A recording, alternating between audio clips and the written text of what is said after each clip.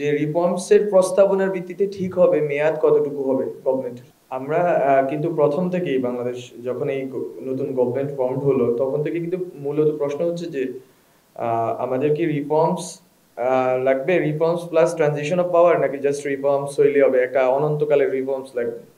আমরা কিন্তু বলছি যে রিফর্মস প্লাস আমাদের মাননীয় উপদেষ্টা মহোদয় বলেছেন যে আমরা জনগণের কাছেই ক্ষমতা হস্তান্তর হবে বা জনগণই নিজেদের প্রতিনিধি ঠিক করবে, কিন্তু এর আগে আমাদের এখনকার প্রায়োরিটি কি? এখনকার প্রায়োরিটি কিন্তু আমাদেরকে রিফর্মস গুলো করা।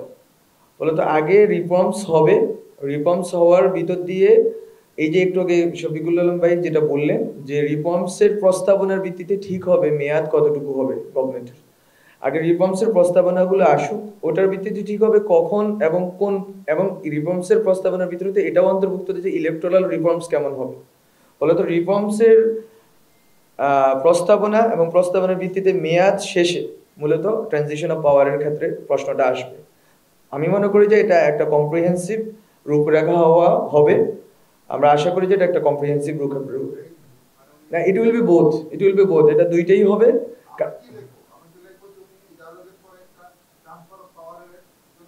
না না, আপনারা লিখবেন উনি মূলত সংস্কারের রূপরেখা দিবেন, সংস্কারের ভিতরেই অন্তর্ভুক্ত, সংস্কারের রূপরেখার ভিতরেও অন্তর্ভুক্ত আছে কখন কিভাবে ট্রান্সফার অফ পাওয়ার অথবা ট্রানজিশন অফ পাওয়ার হবে।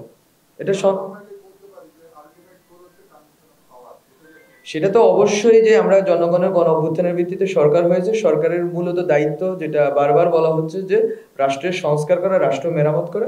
রাষ্ট্র মেরামতের জন্য যৌক্তিক যে সময়টা রাজনৈতিক দলগুলো বলেছে, তারা তাদের প্রস্তাবনার ভেতর দিয়েই বলে দিবেন যে আমাদের কতটুকু যৌক্তিক সময় এই বর্তমান গভর্নমেন্টকে তারা দিবেন। তারপরেই ট্রানজিশন অফ পাওয়ারের প্রশ্ন হবে, এবং ট্রানজিশন অফ পাওয়ারের প্রশ্নটা বেসিক্যালি রিফর্মসের ভিতরে অন্তর্ভুক্ত।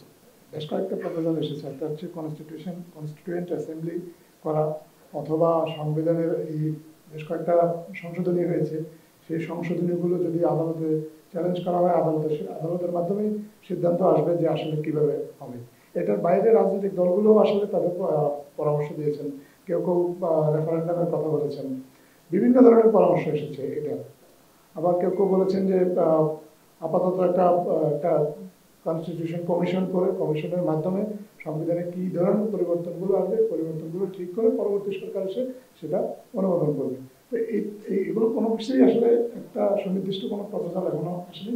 প্রত্যেকটা রাজনৈতিক দল যারা এসেছেন তারা তাদের মতামত দিয়েছেন, এবং মাননীয় প্রধান উপদেষ্টা প্রত্যেককে বলেছেন যে আপনারা আপনাদের মতামতগুলো লিখিত আকারে আমাদেরকে দেবেন, আমরা আপনাদের সবার মতামতগুলো স্টাডি করবো, স্টাডি করে আমরা জাতীয় ঐক্যমতের ভিত্তিতেই সংবিধান সংশোধন অথবা পরিবর্তন পরিমার্জন যেটা প্রয়োজন হয় সেটা বিষয়ে একটা সিদ্ধান্ত নেব। জি জি, এটা তো প্রশ্ন, এবং গভর্নমেন্ট এটা অ্যাড্রেস করেছে, আপনারা দেখেছেন। এবং যারা আন্দোলনকারী যে শিক্ষার্থীরা আছেন, শিক্ষার্থীদের যে প্ল্যাটফর্ম, ওই প্ল্যাটফর্মও এই বিষয়ে সম্যক অবগত, এবং তারা এই বিষয়ে তাদের ভয়েস রেজ করেছেন। ফলে তো এখানে আমি মনে করি যে এটা একটা কনসেনসাসে পৌঁছানো গেছে যে অপরাধীদের মানবাধিকার লঙ্ঘন করা যাবে না।